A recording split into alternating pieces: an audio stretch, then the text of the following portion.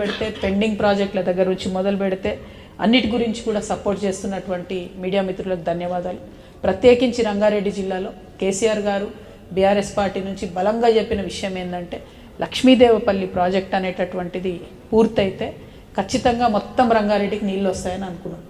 ఇప్పటి వరకు కనీసం అక్కడ శిలాఫలకం కూడా వేయలేదు, ఒక తట్టెడు మట్టి కూడా తీయలేదు. 10 ఏళ్ళ బీఆర్ఎస్లో 2 ఏళ్ళ కాంగ్రెస్లో లక్ష్మీదేవపల్లి ప్రాజెక్ట్ అన్నది జరగలేదు. ఆ లక్ష్మీదేవపల్లి కోసం జరిగినటువంటి ఉద్యమాలలో అక్కడికి ఓన్ నాయకుడు లేడు. కోదండరామ్ సార్ పోయిండ్రు, షర్మిలమ్మ పోయింది, రేవంత్ రెడ్డి గారు పోయిండ్రు, అందరు పోయిండ్రు. కానీ ఎక్కడ కూడా లక్ష్మీదేవపల్లి ప్రాజెక్ట్ గురించి ఆలోచిస్తలేరు. ఇన్ఫ్యాక్ట్ అది రద్దు చేసి రేవంత్ రెడ్డి గారు కొడంగల్ నారాయణపేట ఎత్తిపోతల పథకం చేస్తూ ఉన్నారు. అది కరెక్ట్ కాదు. లక్ష్మీదేవపల్లి ప్రాజెక్ట్ కూడా ఇమ్మీడియట్గా టేకప్ చేయాలి. దానివల్ల మెజారిటీ బెనిఫిట్ అయ్యేది రంగారెడ్డి జిల్లా నియోజకవర్గాలు. ఒక పక్క ఉమ్మడి డెఫినెట్లీ. బట్ ఇప్పుడు మనం విజిట్ చేసిన రంగారెడ్డిలో కూడా ప్రతి చోట ఇబ్రాహీంపట్నంలో దాదాపు 69,000 ఎకరాలకు నీళ్ళు వస్తాయి ఆ ప్రాజెక్ట్ ఫినిష్ అయితే. మహేశ్వరంలో ఒక 40,000, చేవెళ్ళ ప్రతి చోట కూడా బెనిఫిట్ అవుతుంది. కాబట్టి లక్ష్మీదేవపల్లి ప్రాజెక్ట్ని ఇమీడియట్గా కాంగ్రెస్ ప్రభుత్వం టేకప్ చేయాలని డిమాండ్ చేస్తూ మీ అందరి దగ్గర సెలవు తీసుకుంటున్నాను. Thank you. జై తెలంగాణ, జై జాగృతి.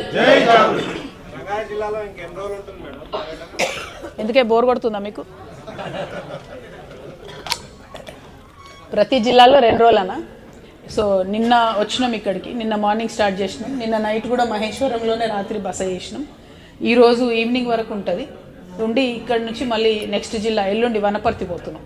సో రేపు ఒకరోజు బ్రేక్ ఉంటుంది, కానీ ఆ బ్రేక్లో కూడా మళ్ళీ వేరే ప్రజా సమస్యల మీదనే పోరాటం కంటిన్యూ అవుతుంది. ప్రతి జిల్లా 2 రోజులు. అంతేనా? చెప్తాను.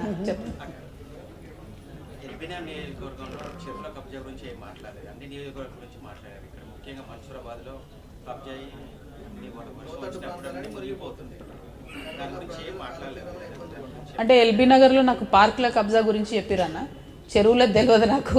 పార్కులు మాత్రం ఏడ ఖాళీ పార్క్ ఉంటాడా?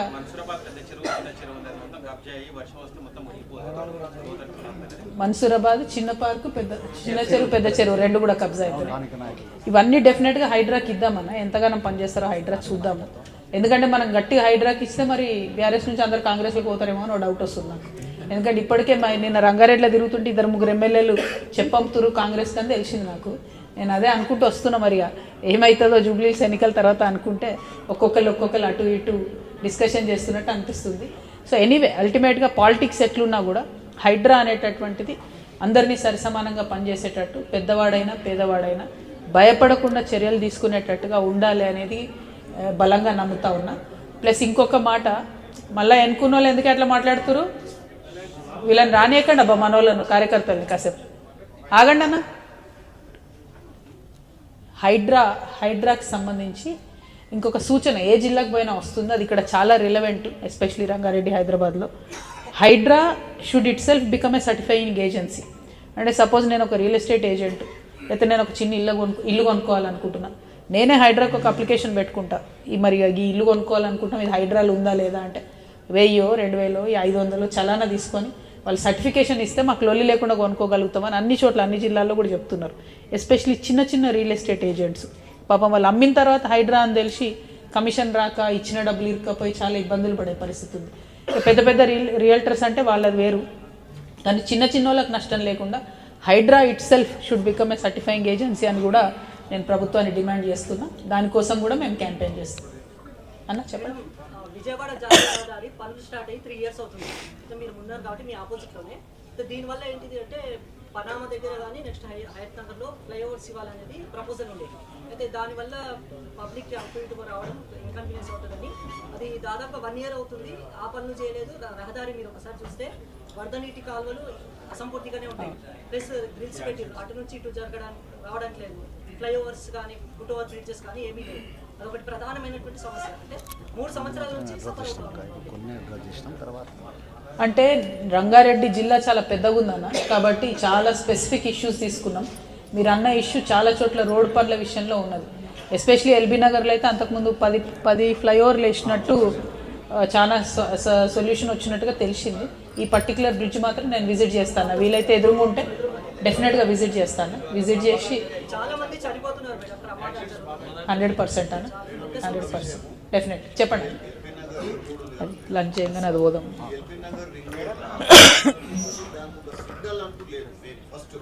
రింగ్ రోడ్లో సిగ్నల్ లేదు అసలు.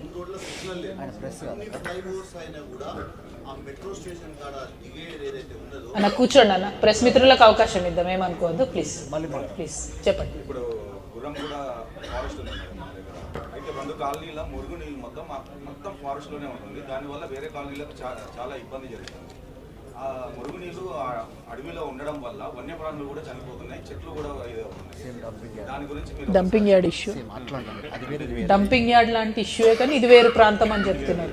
Same madam LB Nagar constituency ఇక్కడ 300 డివిజన్లో ఉంటుంది. అన్న తప్పకుండా తప్పకుండా దిగువ కాలనీ మొత్తం మునిగిపోతున్నాయి మేడం. తప్పకుండా అడవి కూడా ఖరాబ్ అవుతుంది. Definitely will take it up. Bathukamma చీరలు పేరు మార్చి ఇందిరమ్మ చీరలు పెట్టడం అన్నది మేము డెఫినెట్గా వ్యతిరేకిస్తున్నాం. బతుకమ్మ అనేది మన సంస్కృతి. ఇందిరమ్మ అంటే కాంగ్రెస్ పార్టీని వాళ్ళ అధిష్టానాన్ని మస్కా పట్టాలని సీఎం సార్ అనుకుంటే మరి ఆల్రెడీ 100 కోట్ల డబ్బులు పంపుతున్నారు ఢిల్లీకి అని తెలుస్తున్నది. అవి కాకుండా ఇంకా ఇందిరమ్మ ఇంకా రాజీవ్ ఇవన్నీ పేర్లు కరెక్ట్ కాదు. డెఫినెట్గా ఇందిరమ్మ చీరలు అనేటటువంటి పేరు బాలేదు. ఆడబిడ్డలు కూడా సెంటిమెంట్గా ఫీల్ అవుతున్నారు, అది కరెక్ట్ కాదని అడుగుతున్నారు. బతుకమ్మ అనేది మన తెలంగాణ, అదే పేరు కొనసాగించాలి. 1. 2, ఈ చీరలు కూడా ఎవరికి ఇస్తుంది Congress government? Only SHG self help గ్రూప్లో ఉన్నటువంటి సంఘాలలో ఉన్నటువంటి ఆడవాళ్ళకు మాత్రం ఇస్తుంది. నిన్న ఒక పెద్దమ్మ చెప్తుంది, మేము ఏదో ఊర్లో పోతే కాకునూరు కావచ్చు, ఆడ చెప్తుంది మాకు ఇస్తలేరు చీరలు, మరి మా ఓటుకు విలువలేదా, ఎందుకు ఇస్తలేరు మాకు అని అడుగుతున్నాము. అంటే తెలియదమ్మా, ఇది ముఖ్యమంత్రి గారి దృష్టికి తీసుకుపోదామని చెప్పిన.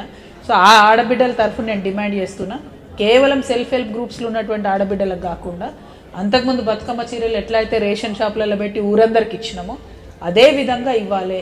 కుల మతాలకు అతీతంగా ఇవ్వాలి.